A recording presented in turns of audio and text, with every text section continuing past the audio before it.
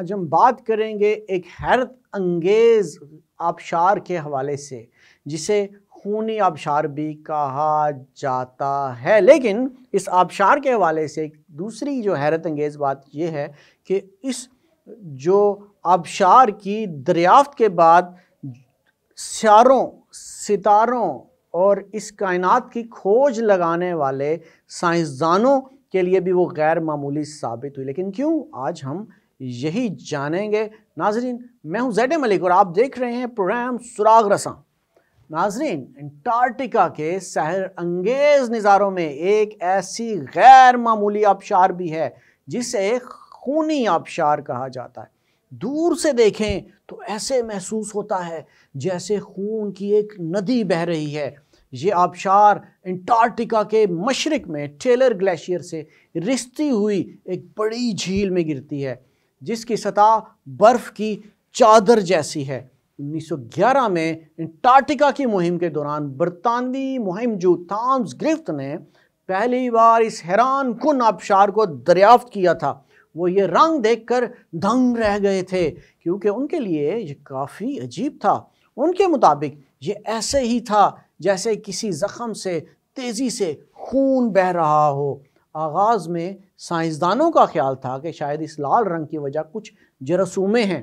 बाद में मालूम हुआ कि यह ख्याल दुरुस्त नहीं था, क्योंकि इस पहेली को हल करने में एक सदी लगी।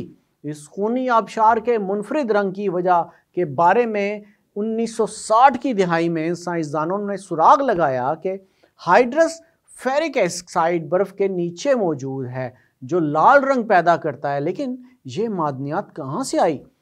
एक और मुइम्मा यह भी था कि आखिर बर्फ़ की तह में दबी ये मादनियात सतह तक कैसे पहुँच जाती है, जिसकी वजह से पानी का रंग लाल हो जाता है।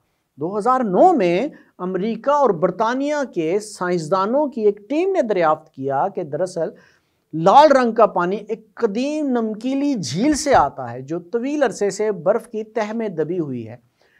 ख्याल किया जाता है कि ये झील 1.5 से 4 मिलियन साल पुरानी है और ज़ेर ज़मीन एक ऐसे निज़ाम का हिस्सा है जहाँ ऐसी और झीलें भी मौजूद हैं। जैसे इस आबशार के पानी का तज्ज़िया किया गया तो पता चला कि उसमें नमक की मिक़दार काफ़ी ज़्यादा है। ये भी इल्म हुआ कि लाल रंग की वजह एक ऐसे बैक्टीरिया भी है जो ऑक्सीजन के बगैर ज़िंदा रह सकता है। ये बैक्टीरिया नमकीले पानी में मौजूद आयरन की मदद से तवानाई हासिल करता है। ये दुनिया में पाया जाने वाला एक नादिर माइक्रोब समझा जाता है।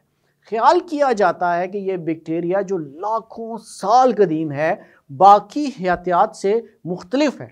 ग्लेशियर से जो पानी खारिज होता है उसका दर्जा हरारत -60 डिग्री तक होने की वजह से ख्याल किया जाता है कि ज़ेर ज़मीन झील का दर्जा उससे भी कम होगा।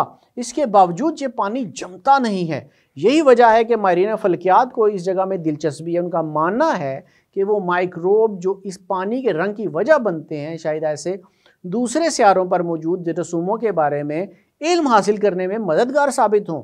साइंसदानों का मानना है कि ऐसे ही जरासूमें मरीख और मिस्त्री पर भी मौजूद हैं।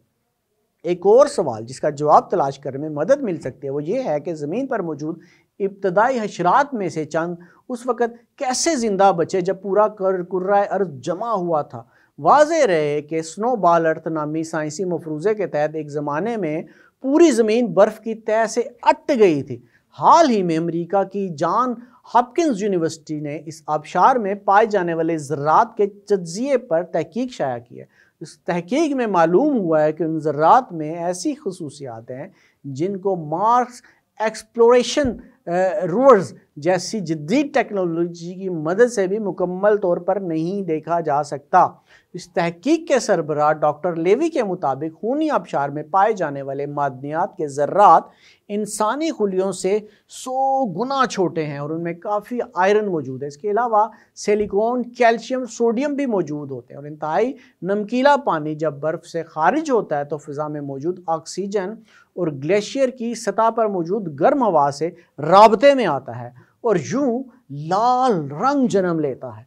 डॉक्टर लेवी का कहना है कि मरीख जैसे सद स्यारे पर भी ऐसे ही नहायत छोटे हुजम के ज़र्रात मौजूद हो सकते हैं और इसीलिए इस बात की ज़रूरत है कि खला में भेजने वाले आलात को इस काबिल बनाया जाए कि वो उनका मुकम्मल तज्जिया कर सके। उनका कहना है कि खूनी आबशार हमारी मदद कर सकती है।